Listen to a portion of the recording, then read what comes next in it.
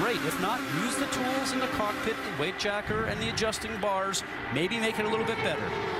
Looking for Dan Wheldon. Started 34th in this field. He has moved up 10 spots. You're on board with him. And one thing he was worried about going into this race was all that dirty air created by 34 cars. But right now, the position he's in, he actually has a small advantage because everybody else is opening the air up in front of him. And he, oh, here we go. Trouble, contact, and a huge crash. Oh. Up in turn number 2. Oh, multiple cars involved. Oh, my. It looks like Dan Wheldon may be involved in it. And Eddie, you and I spoke about this morning on the drive-in. Just this amount of cars, the speed, just the chance for what they call the big one. And what happens in conditions like that, when you're, even if you're 300 yards behind that, you cannot stop these cars.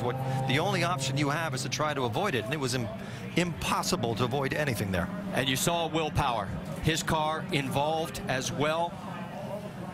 My. What a mess. That's Townsend Bell that was, I think his car was up on its side there, the 22. 15 there of Jay Howard. An additional entry, excuse me, is that the 19 or 15? I can't see with the sun shining there. Some of the car is broken. They're showing that as Alex Lloyd, the 19. It is the 15 of Jay Howard. Yes. One of the cars actually flew for about 200 yards in the air.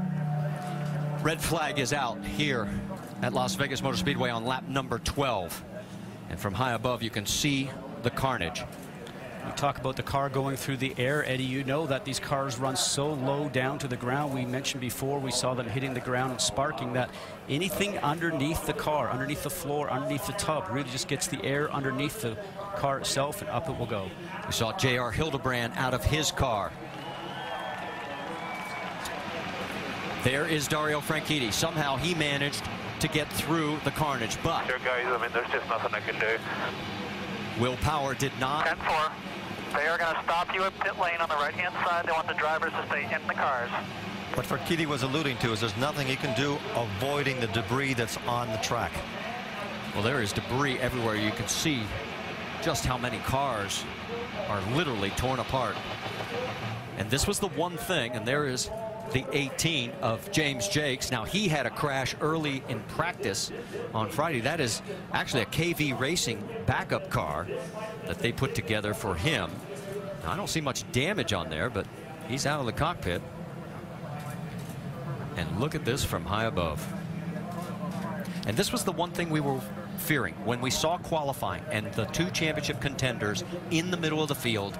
A big crash like this early in the race. What happens in accidents like this is that a single mistake by anybody, which might be dirty air, could be anything, multiplies itself so fast that you start accumulating cars. There's no way that you can control what happens. Once you start spinning at those speeds, it's impossible.